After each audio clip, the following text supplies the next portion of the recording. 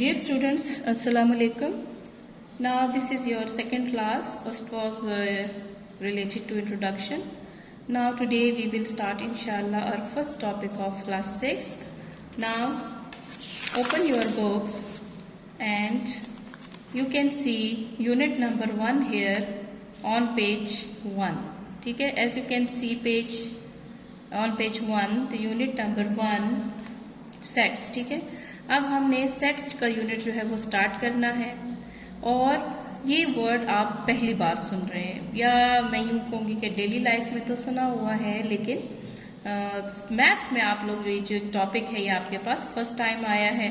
तो इसमें हम क्या स्टडी करेंगे? Definition of a set, recognize notation of a set and its objects और एलिमेंट्स। ठीक है, तो ये सारे टॉपिक्स हम इसमें पढ़ेंगे। अब सबसे पहली बात कि हमें जो है सेट्स को समझना है। ठीक है, कि हमारे पास जो सेट्स हैं उससे रिलेटेड हमारी ये जो एक्सरसाइज 1.1 है इसका क्वेश्चन नंबर 1 जो है और इसकी ये जो 8 के 8 पार्ट्स हैं ये सब रिलेट करते हैं with the concept of set. Okay boys, now unit 1 is sets and first of all we are going to understand the concept of sets. ठीक है, कि sets होते क्या हैं। इंट्रोडक्शन में स्टार्ट करूंगी फ्रॉम द डेली लाइफ, तो ज़्यादा आसान होगा। बॉयज़, आपने अक्सर अपनी मदर को ये नेम्स बोलते हुए सुना होगा। डिनर सेट के भाई डिनर सेट में जो है हमारे पास ये चीज़ें हैं और ये डिनर सेट ले आएँ। वाटर सेट का नाम आपने ज़रूर सुना होगा। टी सेट का नाम आपने बड़ा ही कॉमनली सुना होगा। ठीक है, और आपके घर में ये चीज़ें, ये जो यूटेंसिल्स हैं ये यूज़ होते हैं। ठीक है, सो अब यहाँ पर आपके पास ये जो वर्ड आ रहा है सेट का, डिनर सेट का, डिनर सेट, ठीक है, वाटर सेट, टी सेट, इसके अलावा भी हमारे पास बहुत सारे सेट्स हैं जो डेली लाइफ में हम और भी कॉमनली आपके बैग में क्या होता है, सेट ऑफ योर बुक्स। ठीक है, इन योर बैग, आपके बैग में। वैसे तो बुक्स बहुत सारी होती हैं, ठीक है, इन योर बैग, लेकिन आपका जो बैग है उसमें आपका जो सेट ऑफ बुक्स है, जाहिर सी बात है वो क्लास 6 के सेट ऑफ बुक्स होगा। जब आप लेने जाते हैं कॉपीज या बुक्स लेने जाते हैं तो आप क्या कहते हैं शॉपकीपर से कि हमें सेट ऑफ बुक्स चाहिए क्लास 6 का, तो वो एकदम से समझ जाता है, उसने पहले से बना के रखा होता है, वो आपको हैंड ओवर कर देता है। ठीक है, तो अब सेट होता क्या है? तो सबसे पहले हम सेट की डेफिनेशन पर जाते हैं, लेकिन हम इसको अच्छी तरीके से समझेंगे और हमने इसको रटा नहीं लगाना, हमने इसका कॉन्सेप्ट समझना है। सवाल ये है कि व्हाट इज अ सेट? ठीक है, सेट होता क्या है? A set is a collection. देखिए, सबसे पहले मैं आपसे कहूँगी कि सेट में हमारे पास जो है क्या चीज़ होती है, चीज़ों की कलेक्शन होती है। What is a set? A set is a collection, इसमें हम चीज़ों को जमा करते हैं। सेट इज अ कलेक्शन, इसमें चीजें होती हैं, जमा हम करते हैं चीजों को। Set is a collection of well defined and distinct objects. अब ये जो वर्ड्स हैं ये आपकी समझ से बालातर हैं और हमने इन्हीं को समझना है, क्योंकि सेट का जो मतलब है, जो कॉन्सेप्ट है, वो इन्हीं वर्ड्स में पोशीदा है। ठीक है, वेल डिफाइंड एंड तीसरी बात हमारे पास क्या है? सेट इज अ कलेक्शन, इसमें हम चीजें जमा करते हैं, well defined and distinct objects. ठीक है, डिस्टिंक्ट ऑब्जेक्ट्स। एक एक चीज का मैं मतलब बताऊंगी आपको, आपने बड़े गौर से सुनना है। ठीक है, अच्छा जी, इसका तो आसान मतलब है कि हम कलेक्शन करते हैं। सेट में चीज़ों की कलेक्शन होती है, जमा किया जाता है, वो चीज़ें वेल डिफाइंड होती हैं। वेल डिफाइंड यानी देखें, डिनर सेट के नाम से पता है ना कि ये सेट किस चीज़ का है, डिनर से रिलेटेड है। डिनर यानी आपको पता है कि डिनर सेट में क्या क्या होता है, उसमें आपके पास जो है बाउल्स होते हैं, प्लेट्स होती हैं, जग होता है, ग्लासेस होते हैं। उसमें आपके पास सॉसर्स यानी जो हमारे पास टी से रिलेटेड चीज़ें हैं वो इस डिनर सेट के अंदर आपको नहीं मिलेंगी।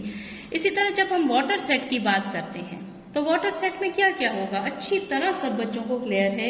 इसमें आपके पास होगा जग और ग्लासेस होंगे। इसमें आपके पास कोई प्लेट्स, कोई बाउल्स, कोई स्पून्स, इस तरह की कोई चीज़ नहीं होगी। केटल नहीं होगी, यानी टी से रिलेटेड चीज़ें नहीं होंगी, क्योंकि ये तो वाटर सेट है ना, ठीक है, वेल डिफाइंड। यानी इस सेट के नाम से, वाटर सेट इसका नाम है तो इसके नाम से ही पता चल रहा है कि इसके ऑब्जेक्ट्स, इसके एलिमेंट्स क्या क्या होंगे। इसी तरह जब हम बात करते हैं टी सेट की, ठीक है, जब हम टी सेट की बात करते हैं, अब इसमें हमें जग और ग्लासेस नहीं, हमें पता है कि इसके अंदर ये चीज़ें नहीं होंगी, ठीक है। तो टी सेट से रिलेटेड, टी सेट में टी से रिलेटेड चीज़ें होंगी, कौन कौन सी होगी, केटल होगी, कप्स होंगे, सॉसर्स होंगे, स्पून्स होंगे छोटे, ठीक है। तो ये चीज़ें आपके जहन में फौरन आ जाती हैं। So this means well defined. क्या मतलब है वेल डिफाइंड का, कि वो जो कलेक्शन आपने की है चीज़ों की वो वेल डिफाइंड होनी चाहिए। यानी नाम से ही पता चल जाए कि इसके जो ऑब्जेक्ट्स हैं वो इसके अंदर कौन कौन सी चीज़ें मौजूद होंगी। फिर इसके बाद तीसरा जो वर्ड है कि and distinct object. Now what do you mean by distinct objects? कहते हैं नो टू ऑब्जेक्ट्स और members in a set are identical. कहते हैं कि डिस्टिंक्ट मीन्स के कोई भी दो चीज़ें या दो मेंबर्स, किसी भी सेट के जो मेंबर्स होंगे उसके अंदर जो ऑब्जेक्ट्स होंगी, तो कोई भी दो चीज़ें एक जैसी नहीं होंगी। आइडेंटिकल मीन्स सेम नहीं होंगी, ठीक है। कि डिस्टिंक्ट ऑब्जेक्ट आपके पास है। डिस्टिंक्ट ऑब्जेक्ट्स का मतलब, डिस्टिंक्ट मीन्स के नो टू ऑब्जेक्ट्स और members in a set are identical. What do you mean by identical? It means same. सही है। तो डिस्टिंक्ट का क्या मतलब है कि कोई भी दो चीज़ें सेट के अंदर एक जैसी नहीं हो सकती, ठीक है।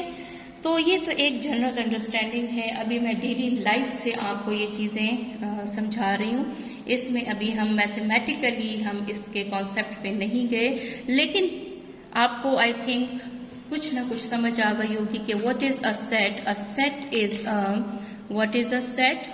Set is a collection.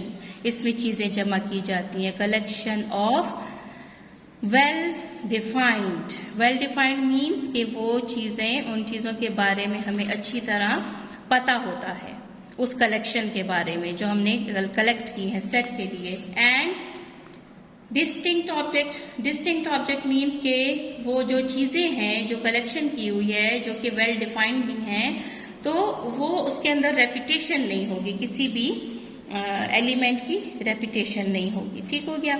तो ये आपके पास था इसका कॉन्सेप्ट, इसकी डेफिनेशन। दोबारा से हम पढ़ते हैं कि set is a collection of well defined and distinct objects. Collection means चीज़ों को जमा किया जाता है, वेल डिफाइंड मीन्स हमें उनके बारे में अच्छी तरह से पता होता है। यानी जैसे अगर मैं आपसे कहूँ कि सेट ऑफ योर बुक्स, तो आपके जहन में कोई कंफ्यूजन नहीं है, आपको पता है कि मैं कौन सी चीज़ों की बात कर रही हूँ। कि आपके क्लास 6 की जितनी भी बुक्स हैं हर सब्जेक्ट की, उसकी बात हो रही है। सो वो वेल डिफाइंड है। एंड डिस्टिंक्ट ऑब्जेक्ट्स के कोई भी आपकी जो बुक है वो दो बार उसमें नहीं आपको नजर आएगी। उर्दू की बुक है तो वो एक ही मरतबा होगी, इंग्लिश की बुक है तो वो एक ही काफ़ी है, दो की तो ज़रूरत नहीं है और ना ही होती हैं। ठीक है। कभी भी आपको सेट में इंग्लिश की 2 बुक्स, उर्दू की 2 बुक्स या मैथ्स की 2 बुक्स हम कभी भी सेट में हमें नहीं मिलती हैं। ठीक है। सो डिस्टिंक्ट का क्या मतलब है कि सेट के अंदर कोई भी 2 चीज़ें या सेट के जो मेंबर्स हैं वो सेम नहीं होते। ठीक है। Okay boys, now you can open page 2 if you are having books. Open page 2 of your book. You can see here the topic 1.1 is sets. ठीक है। यहाँ पर आपको definition लिखी हुई नज़र आएगी। ये जो green आपके पास tag है, this is the definition of the set. So a set is a collection of well-defined and distinct objects, the objects are called its elements or members. अब देखिए आपको मैंने 3 वर्ड्स कलेक्शन, वेल डिफाइंड और distinct जो है वो explain किए। मजीद भी मैं इसकी एक्सप्लेनेशन करूंगी ताकि आपको और अच्छी तरह इसका कॉन्सेप्ट क्लियर हो। अब कहते हैं कि जो ऑब्जेक्ट सेट के अंदर चीज़ें जो होती हैं ना, जो कलेक्शन जिन चीज़ों की हमने की है, जिन ऑब्जेक्ट्स की हमने सेट के अंदर कलेक्शन की है, तो उन ऑब्जेक्ट्स को हम क्या कहते हैं, एलिमेंट्स और मेंबर्स। वो उसके मेंबर्स हैं ना, उसका हिस्सा है, उसके एलिमेंट्स हैं, ठीक है। सो यहाँ पर आपके पास नेक्स्ट जो है लिखा हुआ है, चले मैं आपको ये दिखाती हूँ अपनी अच्छा जी, अब देखिए हम एग्जाम्पल्स की मदद से इस कॉन्सेप्ट को समझेंगे कि अगर मैं कहती हूँ कलेक्शन ऑफ लवली फ्लावर्स, ठीक है, collection of lovely flowers is not a set, ये सेट नहीं है। अब देखिए चीज़ों की कलेक्शन तो है और लेकिन ये क्यों सेट में की उसमें नहीं आता। देखिए रीज़न इसका क्या है, रीज़न मैंने नीचे लिखा है, what may appear lovely to me या टू वन पर्सन, ठीक है। अगर एक चीज़ मुझे अच्छी लग रही है, may not be so to the other person, ठीक है। आपसे क्या इसका रीज़न है कि what may appear lovely to one person, ठीक है, may not be so to the other person, ठीक है। यानी एक चीज़ जो मुझे अच्छी लग रही है, क्या ये ज़रूरी है कि वो आपको भी अच्छी लगे? बिल्कुल भी ज़रूरी नहीं है। इसके सेट होने की, इस कलेक्शन ऑफ लवली फ्लावर्स के कलेक्शन की वजह सेट ना होने की क्या है कि लवली में आप जो है एक फूल, एक फ्लावर मुझे अच्छा लगता है, तो ये ज़रूरी नहीं है कि वो हर किसी को अच्छा लगे, ठीक है। सो यहाँ पर ये वेल डिफाइंड ना हुआ। इसमें आप कौन से फ्लावर्स इकट्ठे करेंगे? इसमें तो आप सिर्फ वो इकट्ठे कर सकते हैं जो आपको अच्छे लगते हैं, वो जनरली लवली फ्लावर्स नहीं होंगे, ठीक है। तो वेल डिफाइंड ये सेट नहीं है, ठीक। लेकिन दूसरी एग्जाम्पल अगर मैं कहती हूँ कि collection of yellow flowers, collection of yellow flowers is a set, collection of yellow flowers जो है वो सेट है। अब ये क्यों सेट है? ये बिल्कुल आपको भी इस चीज़ की समझ आ रही होगी कि येलो फ्लावर्स जब हम सेट बनाएंगे, अब उसमें फ्लावर चाहे जो भी हो, लेकिन अगर वो येलो है तो आप उसको इस कलेक्शन में डाल सकते हैं, आपको कोई कंफ्यूजन नहीं है, ठीक है। तो तमाम येलो फ्लावर्स आप डाल सकते हैं इस कलेक्शन में और ये कलेक्शन सेट कहलाएगा, बिकॉज इसमें हमारे जहन में कोई कंफ्यूजन नहीं है, हमें क्लियर है, ये चीज़ वेल डिफाइंड है, इसके ऑब्जेक्ट्स, इसके एलिमेंट्स जो हैं वो वेल डिफाइंड हैं, यानी जितने भी येलो फ्लावर्स हैं वो हम इस सेट में, इस कलेक्शन में डाल सकते हैं। सो इसको हम सेट का नाम दे सकते हैं। क्लियर है बात? ओके बॉयज, आई होप कि आपको कुछ ना कुछ समझ आ गई होगी कि what is a set. Set is a collection of well defined and distinct objects. Set में हम चीज़ों को जमा करते हैं जिनके बारे में हमें अच्छी तरह पता होता है, वेल डिफाइंड होती हैं, और डिस्टिंक्ट मीन्स के किसी भी सेट में दो चीज़ें एक जैसी नहीं हो सकती। The objects are called its elements और मेंबर्स, और जो सेट के ऑब्जेक्ट्स होते हैं, जो चीज़ें होती हैं, उनको हम एलिमेंट या क्या कहते हैं, उसको हम मेंबर्स कहते हैं। मेंबर्स और एलिमेंट्स कहा जाता है, ठीक है। अब एग्जाम्पल से फिर मैंने आपको समझाया कि जब हम कहते हैं कि कलेक्शन ऑफ लवली फ्लावर्स, ठीक है, collection of lovely flowers is not a set, इसका क्या रीज़न? इसका रीज़न ये है कि what may appear lovely to one person, कि जो चीज़, जो फूल या फ्लावर किसी एक इंसान को पसंद है, ज़रूरी नहीं है, may not be so to the other person, ज़रूरी नहीं कि वो दूसरे के लिए भी पसंदीदा हो, ठीक है।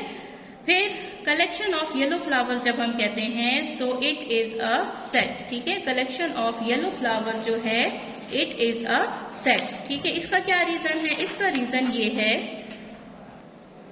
अच्छा जी, रीजन इसका ये है कि all yellow flowers will be included in the set. जब हम कहते हैं कि सेट ऑफ येलो फ्लावर्स, तो देखिए आपके जहन में कोई कंफ्यूजन नहीं है, आप इस सेट में तमाम येलो फ्लावर्स जो हैं वो इंक्लूड कर सकते हैं। तो ये एक चीज़ जब वेल डिफाइंड हो जाती है कि भाई इस कलेक्शन में हमने ये चीज़ें डालनी है, तो वो चीज़ सेट में शामिल हो जाती है, उसको हम सेट कह सकते हैं। ठीक है, नाउ एक्सरसाइज 1.1 की तरफ हम आते हैं। इसका जो क्वेश्चन नंबर 1 है क्या है, state giving reason whether the following objects form a set और नॉट। ठीक है, अच्छा जी, आपके पास देखिए मैंने आपको पहले ही बता दिया था कि जो क्वेश्चन नंबर 1 है it is related to the concept of set. If you have understood the concept, अगर आपको अच्छी तरह समझ आ गई है कि सेट किसे कहते हैं, इसको कौन सी चीज़ों को जो है हम सेट कहते हैं और कौन सी चीज़ों को हम सेट नहीं कहते, तो फिर आपके लिए क्वेश्चन बहुत आसान है, क्योंकि इसमें हमने करना ही यही है कि स्टेट बताएं गिविंग रीजन के साथ weather the following objects form a set और नॉट। अब इसमें आपके पास जो फर्स्ट है, इसमें टोटल हमारे पास 8 पार्ट्स हैं। फर्स्ट पार्ट आपके पास है all problems of this book which are difficult to solve. ठीक है, ज़रा यहाँ पे थोड़ी सी आपको कंफ्यूजन पेश आ रही होगी कि ये इसका मतलब क्या है। ठीक है, तो पहले मैं आपको इसका बता दूं कॉन्सेप्ट के भाई इस क्वेश्चन का क्या मतलब है। देखिए फॉर एग्जाम्पल कहते हैं all problems of this book which are difficult to solve. मैं आपसे कहती हूँ कि बेटा आप मुझे बताएं कि इस बुक में आपके लिए क्या क्या सॉल्व है। खैर इस बुक में आपके लिए ज़्यादातर चीज़ें डिफ़िकल्ट होंगी क्योंकि अभी तो इसका स्टार्ट है, लेकिन एक जनरल चलिए आपने पढ़ ली इस बुक को, आप एंड ऑफ द सेशन है और मैं आपसे पूछती हूँ कि आप मुझे अपने प्रॉब्लम्स बताएं, तो आप मुझे एक लिस्ट बनाकर दे देंगे उन प्रॉब्लम्स की जो कि आपके लिए मुश्किल क्वेश्चंस हैं। ठीक है, लेकिन ये जो हमारे पास चीज़ें आएंगी, जो डिफ़िकल्ट क्वेश्चन की लिस्ट आप बनाएंगे, तो ये तो वो डिफ़िकल्ट क्वेश्चंस हैं जो सिर्फ आपके लिए डिफ़िकल्ट है। हो सकता है कि बाकी बच्चों के लिए मुश्किल ना हो, ठीक है, कि हो सकता है कि किसी और के लिए भी हो, लेकिन ये ज़रूरी नहीं है।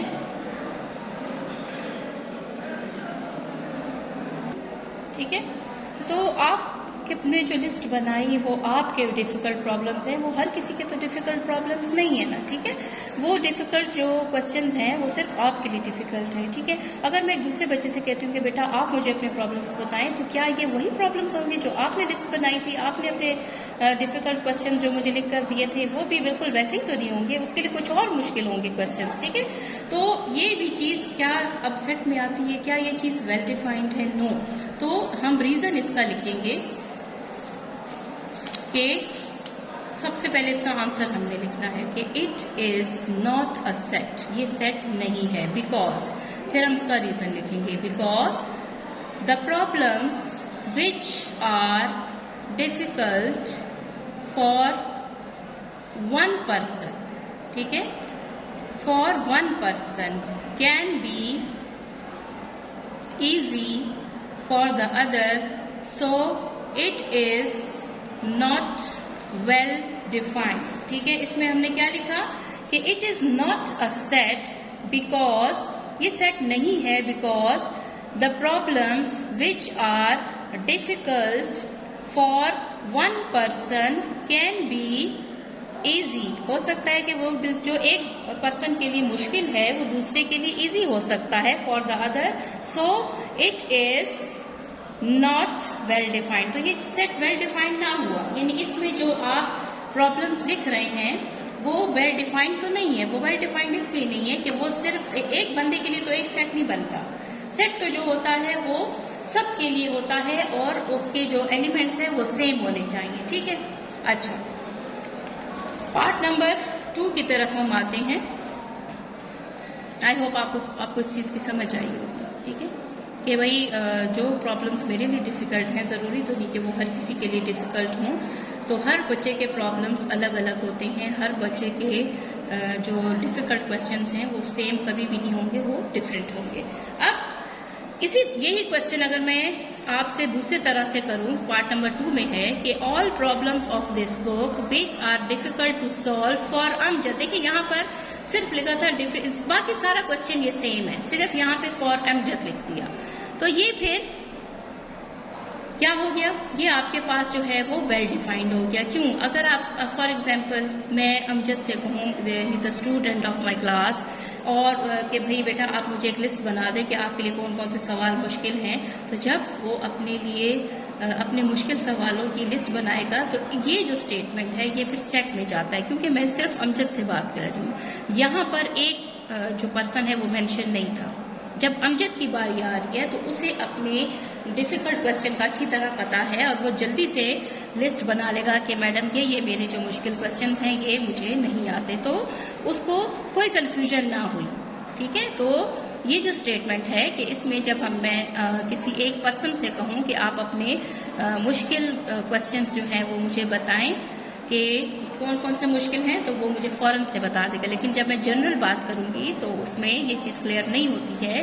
जाहिर सी बात है, एक के लिए एक क्वेश्चन आसान होगा, दूसरे के लिए दूसरा आसान होगा, इसी तरह मुश्किल क्वेश्चन डिफरेंट होंगे। ठीक है, सो इसका आंसर, अच्छा आपने कॉपी में कुछ नहीं करना। पहली बात तो आपको मैं ये जनरल बात समझा दूँ। ठीक है, अच्छा जी, अब देखें पार्ट नंबर 2 है all problems of this book which are difficult to solve for Amjad. ठीक है, जब मैं अमजद से पूछ रही हूँ तो उसे अपने प्रॉब्लम्स के बारे में अच्छी तरह से पता है और वो फ़ौरन से मुझे बता सकता है कि भाई ये मेरे प्रॉब्लम्स हैं, उसकी लिस्ट वो बना सकता है। सो ये स्टेटमेंट हमारा उसमें जाता है सेट में। वजह इसकी क्या है कि it is a set because some difficult problems of the book can be identified for Amjad, so it is well defined। Amjad को अपने इस बुक के जितने भी मुश्किल प्रॉब्लम्स हैं, मुश्किल क्वेश्चंस हैं, उनके बारे में वो अच्छी तरह से जानता है, वो उसके लिए आइडेंटिफाइड है, वो उसे पहचानता है कि ये क्वेश्चन मेरे लिए मुश्किल है।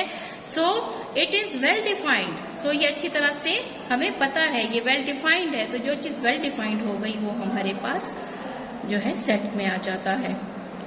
अच्छा जी, अब नंबर 3 हमारे पास जो है क्वेश्चन, उसको देख लेते हैं। All the objects heavier than 26 kg। अगर मैं आपसे कहती हूँ कि एक चीज़ों की कलेक्शन करें जिसमें ऐसे ऑब्जेक्ट्स डालें जो कि हैवियर देन 26 kg हों, यानी आपने उसमें 26 kg से भारी चीज़ें डालनी है, 26 kg से कम का जो लोड है वो आप उसमें नहीं डाल सकते। अब आप मुझे बताएं ये सेट है? बिल्कुल सेट है, क्योंकि आपको वेल डिफाइंड है ये चीज़ें कि मैं जो चीज़ें कलेक्ट कर रहा हूँ उसमें मैंने हैवियर देन 26 kg जो है वो मैं ऑब्जेक्ट्स डाल सकता हूँ और उससे कम का वज़न नहीं डाल सकता, because this is the demand of the set. यही चीज़ इसको वेल डिफाइंड कर रही है। सो क्या है? It is well defined, so it is a set. ये स्टेटमेंट आपके पास जो है, ये कलेक्शन ऑफ ऑब्जेक्ट्स जो होगा ये आपके पास जो है सेट में आ जाएगा, बिकॉज आपको अच्छी तरह पता है कि आप इस सेट में हैवियर देन 26 kg ऑब्जेक्ट्स डाल सकते हैं। ठीक है, चलिए जी नेक्स्ट क्वेश्चन की तरफ जाते हैं, नेक्स्ट पार्ट की तरफ। पार्ट नंबर 4 हमारे पास है, बुक आपके सामने हो। Students in a classroom. एक कहते हैं कि क्लासरूम के स्टूडेंट्स, क्या ये सेट है? सोचिए जी, ये हमारे पास सेट नहीं है। इसकी क्या वजह है? इसकी वजह ये है, सबसे पहले तो हम लिखेंगे कि it is not well defined. भाई क्लासरूम की तो बात हो रही है, लेकिन कौन सा क्लासरूम? हमें तो क्लास के बारे में नहीं बता रहे, तो हमें नहीं पता कि कौन से क्लासरूम के स्टूडेंट्स की बात हो रही है। It is not well defined because class is not mentioned here, so it is not a set. सही है, हमें इस चीज़ की अच्छी तरह समझ आ गई कि स्टूडेंट्स इन अ क्लासरूम, अगर मैं कहूँ कि students in a classroom of class 6, तो फिर ये क्या हो जाएगा? तो वेल डिफाइंड हो गया, मुझे पता चल गया कि कौन सी क्लासरूम के बच्चे हैं, 6th क्लास के। ठीक है, तो जब हम कहते हैं कि students in a classroom, so it is not well defined, ये चीज वेल डिफाइंड नहीं है, हमें क्लास के बारे में नहीं बताया गया, क्लास नहीं मेंशन की गई, सो it is not a set. Okay boys, now part number 5। ठीक है, पार्ट नंबर 5 है, आप अपनी बुक में देखते जाएं। कहते हैं books in your school bag. चलें जी बता दें सेट है कि नहीं है। आपको अपने स्कूल बैग में आपकी जो बुक्स हैं उसके बारे में पता है ना, आप वेल डिफाइंड है, आपको अच्छी तरह पता है। तो क्या हुआ, ये सेट हुआ ना, बिल्कुल सेट हुआ। ठीक है, it is well defined so it is a set. क्यों, आपको आपके अपने स्कूल बैग की बुक्स के बारे में नहीं पता, क्या उसमें कोई कंफ्यूजन है? No, it has no confusion, well defined है उसकी एक एक ऑब्जेक्ट, एक एक चीज, एक एक बुक। आप जानते हैं कि आपके स्कूल बैग में कौन कौन सी बुक्स हैं। So it is well defined so it is a set. Now next आपके पास है पार्ट नंबर 6 की तरफ जाएंगे। पार्ट नंबर 6 आपके पास है काउंटिंग नंबर्स फ्रॉम 5 to 15। बहुत ही इजी है। क्या हमें 5 और 15 के दरमियान के नंबर्स का नहीं पता? 5 से लेकर 15 तक अच्छी तरह से पता है। 5 के बाद है 6, 7, 8, 9, 10, 11, 12, 13, 14 एंड 15। तो हमें 5 to 15 जो है उनके नंबर्स के बारे में अच्छी तरह पता है। ये चीज वेल डिफाइंड है। It is a set because the numbers are well defined. Okay, अब हम जा रहे हैं पार्ट नंबर 5 की तरफ। सही है, पार्ट नंबर 5 में क्या है? पार्ट नंबर 7 आपके पास है students of your class who are taller than you. कहते हैं students of your class who are taller than you. आपकी क्लास के वो बच्चे जो आपसे टॉल हैं। तो क्यों, आपको पता है, बिल्कुल अच्छी तरह से पता है कि ये बच्चा मुझसे टॉल है। तो क्या हुआ, वेल डिफाइंड हुआ ना। So it is well defined so it is a set because the students who are taller than you in your class are well defined. You know about those students who are taller than you, so this statement is well defined, so it is a set। ठीक है, आई hope आपको question number 1 के हर एक part की अच्छी तरह से समझ आ गई होगी। ठीक, ओके बॉयज, इसी के साथ हमारा क्वेश्चन नंबर 1 उसके जो 8 पार्ट्स थे वो सब हमने कर लिए, समझ लिए और लिख लिए। आपने नहीं लिखना, ठीक है, आपने सिर्फ इसको समझना है। नाउ क्वेश्चन नंबर 2 पर आते हैं।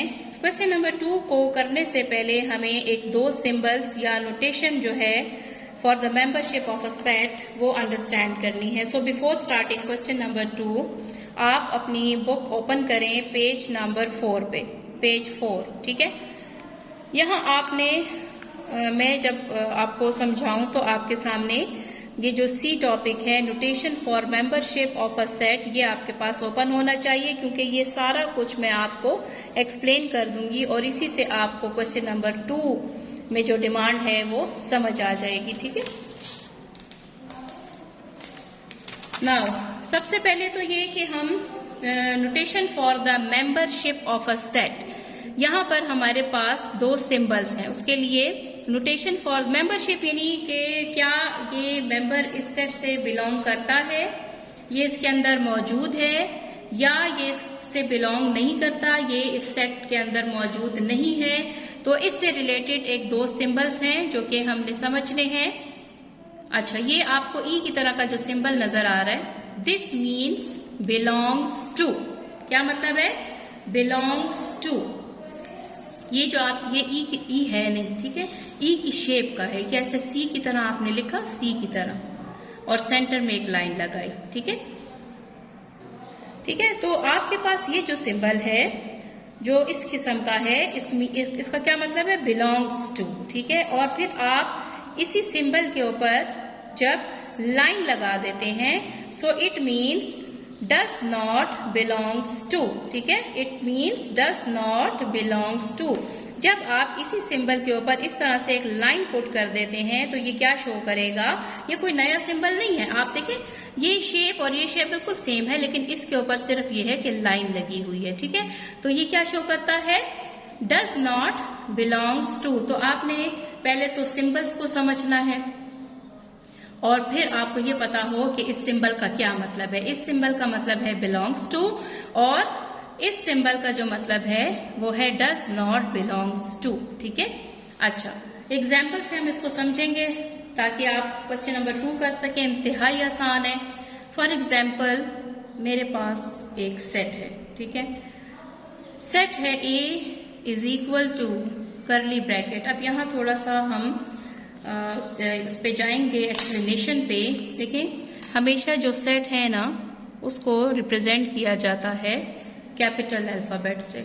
ठीक है, फिर इस सेट में क्या क्या है कि जो हमारे पास करली ब्रैकेट है, करली ब्रैकेट हमेशा यूज की जाती है सेट को शो करने के लिए।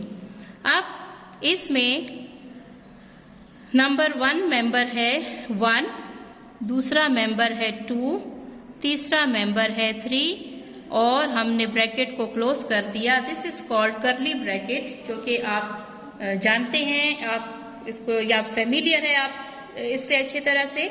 ठीक है, तो आपने ये जो चीज है, दिस ब्रैकेट इज कॉल्ड करली ब्रैकेट। इस वक्त सेट ए, ये this is the name of the set is a, और इसके जो मेंबर्स हैं सेट ए के कौन कौन से हैं, 1, 2 एंड 3। क्या इस सेट में 4 मौजूद है? नो। क्या इस सेट में 5 मौजूद है? नो। और कोई एलिमेंट नहीं है। द एलिमेंट्स और the members of set A is a 1, 2 and 3। ठीक है, चलें जी। अब 1 बिलोंग्स टू ए, मैं कहती हूं कि 1 जो है, इस सिंबल का क्या मतलब है? Belongs to. बिलोंग्स टू का क्या मतलब है? ताल्लुक रखता है। 1 बिलोंग्स टू ए। ठीक है, 1 बिलोंग्स टू ए, ये क्या है? ये सही बात है। ठीक है, फिर मैं कहती हूं 2 बिलोंग्स टू ए। ठीक है, 2 बिलोंग्स टू ए, 2 है ना। ठीक है, 1 भी जो है बिलोंग करता है, ताल्लुक रखता है सेट ए से। 2 भी सेट ए से बिलोंग करता है, ताल्लुक रखता है। लेकिन अच्छा हाँ, 3 की भी हम बात कर लेते हैं कि 3 बिलोंग्स टू ए, बिल्कुल ठीक है। 3 भी जो है वो इसका एलिमेंट है, मेंबर है। ठीक है, लेकिन जब मैं कहूं कि 4 डज नॉट बिलोंग्स टू ए, तो इसका क्या मतलब है कि 4 जो है वो सेट ए का मेंबर नहीं है। क्या आपको यहाँ पे 4 नजर आ रहा है? नो। तो इस मीन्स के 4 जो है, it is not the element or member of set A. I hope आपको समझ आई होगी। मैं कहती हूं कि 2, देखिए सी की तरह आपने लिखा ऐसे और सेंटर में लाइन लगाई। 2 बिलोंग्स टू ए, बात सही है कि 2 जो है वो ए से बिलोंग करता है। लेकिन अगर मैं कहती हूं 5 जो है, क्या वो ए से बिलोंग करता है? तो नहीं करता। क्यों? क्योंकि इस सेट ए में हमारे पास 5 मौजूद नहीं है। सो डज नॉट बिलोंग के लिए आपने ये सिंबल पुट कर दिया, उसके ऊपर लाइन लगा दी, ठीक हो गया। ओके बॉयज, आते हैं क्वेश्चन नंबर 2 की तरफ। कहते हैं कि if set A is equal to curly bracket 4, 6, 8, 10, 12, 14, करली ब्रैकेट क्लोज। कहते हैं सेट ए के ये एलिमेंट्स हैं। ठीक है, 4, 6, 8, 10, 12, 14. These are the members of set A or elements of set A. State which of the following statements are correct and which are wrong. अब यहाँ हमने सिंबल नहीं पुट किया, सिंबल उन्होंने पहले से पुट किया हुआ है। सिर्फ वो ये कह रहे हैं कि आप बताएं कि जब आपने समझ लिया कि बिलोंग्स टू और डजंट बिलोंग्स टू का सिंबल जो है वो क्या है और वो क्या शो करता है। सो आपने इसके अकॉर्डिंग लिखना है करेक्ट और रॉन्ग, तो हम टिक और क्रॉस लगा सकते हैं। सो पहला आपका जो पार्ट है उसमें आपसे कहते हैं कि 5 बिलोंग्स टू ए। क्या आप इसको सेट को अच्छी तरह से देखें, क्या इसमें आपको 5 नजर आ रहा है? क्या 5 जो है it is the element of this set or the member of set A? No. So हमारे पास ये जो पहला स्टेटमेंट है, फर्स्ट पार्ट है, ये क्या हो गया? ये क्रॉस हो गया। क्यों क्रॉस हो गया? Because 5 does not belongs to. आपने लाइन नहीं लगानी, जो लिखा हुआ है उसी के बारे में बताना है कि वो बात सही है या गलत है। ठीक है, अच्छा जी, नंबर 2 देखें। आपसे कहते हैं 12 बिलोंग्स टू ए। अब यहां देखें, आपके पास 12 मौजूद है, सेट ए के अंदर 12 मौजूद है, it means that 12 belongs to A. 12 जो है वो सेट ए का एलिमेंट है। सो अब मुझे बताएं कि जो पार्ट नंबर 2 है ये ट्रू है या फॉल्स है? क्या है? बिल्कुल ठीक, ये ट्रू है। ये क्यों ट्रू है? ये इसलिए ट्रू है बिकॉज 12 जो है वो सेट ए के अंदर मौजूद है। ठीक हो गया? अच्छा जी, नेक्स्ट की तरफ आते हैं। नाउ 14 बिलोंग्स टू ए। ठीक है, 14 बिलोंग्स टू ए। अब आप मुझे बताएं कि हमारे पास क्या इस सेट में, सेट ए में 14 मौजूद है? बिल्कुल मौजूद है। तो इसका मतलब है कि 14 जो है वो सेट ए का मेंबर है, बिलोंग करता है। सो पार्ट नंबर 3 हमारे पास क्या हो गया? ये भी ट्रू हो गया बिकॉज इट बिलोंग्स टू ए, ये सेट ए में मौजूद है। अच्छा, नंबर 4 9 बिलोंग्स टू ए। क्या आपके पास इस सेट के अंदर 9 मौजूद है? नो, इसमें इस सेट ए में हमारे पास 9 का एलिमेंट नहीं है। सो ये फॉल्स स्टेटमेंट है, ये गलत है कि 9 जो है वो ए से बिलोंग करता है। 9 ए से बिलोंग नहीं करता बिकॉज सेट ए के अंदर ये चीज मौजूद नहीं है। ठीक है, 9 मौजूद नहीं है। अच्छा जी, नेक्स्ट आपके पास है part number 5। 4, 6 and 10 are members of set A. अब यहाँ पर उन्होंने सिंबल का इस्तेमाल नहीं किया, वर्ड्स का इस्तेमाल किया है और वो डायरेक्टली पूछ रहे हैं that 4, 6, 10 are members of set A. तो क्या बात, ये ट्रू है कि फॉल्स है? बिल्कुल क्लियरली ये ट्रू है। क्यों? क्योंकि 4, 6 और 10 हमारे पास सेट ए के अंदर मौजूद हैं, ये इससे बिलोंग करते हैं, ये मेंबर्स हैं इसके। सो it is a true statement. ठीक हो गया?